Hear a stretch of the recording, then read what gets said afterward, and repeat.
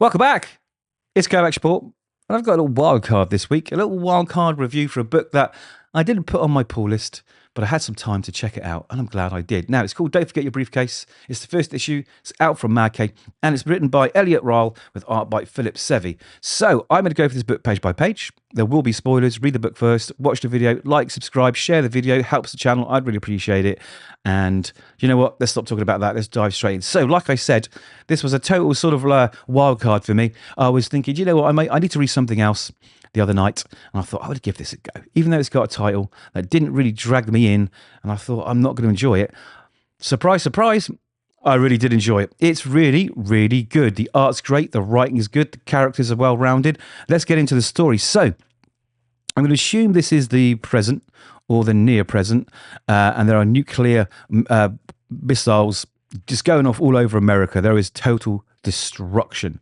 Okay, and then we jump to old Jimmy Carter here, and like a recorded video for an operative, and what it explains is that there's a briefcase. Now this briefcase is a special briefcase, okay, and the special military liaison carries this briefcase for the president, and inside this case are nuclear codes.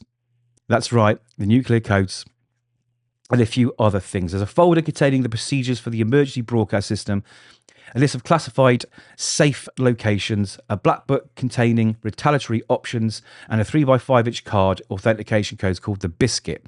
So pretty dangerous stuff, right? And as we see, this briefcase has been handed from president to president and then handed down to the liaison officer through the years. And we get lots of previous presidents, lots of them, right up to good old Donald Trump here.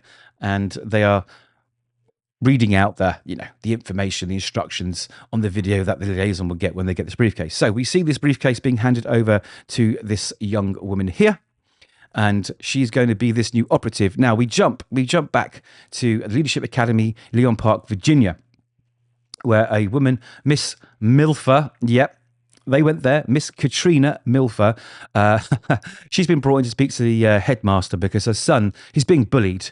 And not only has he been bullied, he's been acting a bit strange. He's been going to school with a briefcase for some strange reason. And we find out that I think it's belonged to his father. So it's obviously the death of his father has caused him to sort of act this way. Maybe it's a reminder of his father, and it makes him feel safe because he is being bullied. Now, the kids obviously bully him. You bring a briefcase to school, you are getting bullied.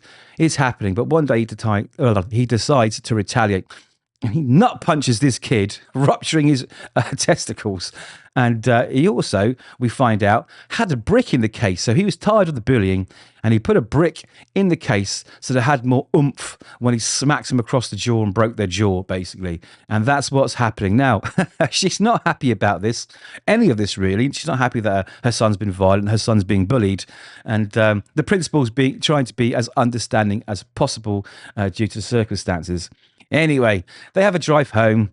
You know, the usual stuff happens, and then we get to learn a little bit more about the Marine who is looking after this briefcase. We find out basically they can't retire her, so they've given her the job of this briefcase because it's kind of like, well, we're never really going to use this, right? You know, there's always a threat of nuclear war, but let's ignore recent times, but there's never really a moment where the nukes are going to fly. So they feel like they're putting her out to pasture, and this is a way of just keeping her out the way. But she's a very competent Marine. She makes these strange puppets at home as well, which I'm sure is going to play some part later. And then we get to the White House, and we find out that the old Katrina Milfer here, she works at the White House.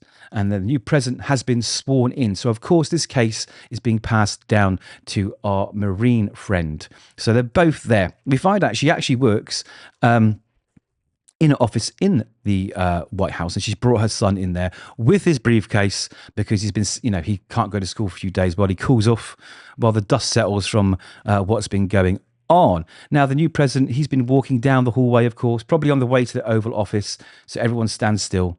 But while that happens, a deadly assassin pulls out a gun and blows his head clean off. And the agent with the briefcase, the nuclear briefcase, she swoops in, she gets kicked in the face, and the briefcase gets mixed up. And of course, the young lad picks up the wrong briefcase, the one with the nuclear codes, the one with all the death and destruction potential. Anyway, We find out when we get home that his mother gives him a bath because he's had a traumatic day. I mean, he's seen someone, get shot in the head, the president, no less. And she's like, what's going on with this briefcase? Let's just see what he takes to school. So she opens it and she finds out what's in there. And then we get this little moment, which I didn't expect, where she retrieves a secret phone and gun from the toilet. And we find out she's actually a Foreign Intelligence Service officer, Katrina Milfa, requesting immediate support. She goes, Boris, and we find out she's basically a Russian spy. And it ends with, I think I might have just accidentally started a nuclear war. So you know what? This really, really surprised me. The art's nice. Like I say, the dialogue's good. The characters are well-rounded. It's got an interesting story. I wasn't sure where it was going to go, but I didn't expect Russian spies. Really, really good. You know what? This sounds like a real good, fun book. I can't wait to read issue 2. So I'm going to thoroughly recommend this one. Total wild card, but it paid off. So those are my thoughts. Let me know yours, and we'll see you in the next review.